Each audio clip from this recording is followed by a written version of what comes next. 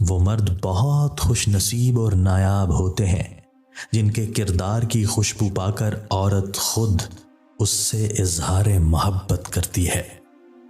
بانو قدسیہ کہتی ہیں، اگر مرد آپ سے بار بار معافیاں مانگ کر آپ کو منا رہا ہے اور آپ کے غصے کا برا نہیں منا رہا تو یقین مانیں آپ بہت خوش نصیب ہیں۔ ہم محبت کرنے والے بھی بڑے مطلبی ہوتے ہیں، جو ہمارا ہے وہ بس ہمارا ہی ہے۔ ہم اپنے اور محبوب کے درمیان کسی بھی قسم کی شراکت برداشت نہیں کر سکتے۔ محبت کرنے والوں کی کوئی عزت نفس نہیں ہوتی، انہیں جھکنا بھی پڑتا ہے، گرنا بھی پڑتا ہے، گڑ گڑانا بھی پڑتا ہے، ترسنا بھی پڑتا ہے اور ایسا کرتے ہوئے مر جانا بھی پڑتا ہے۔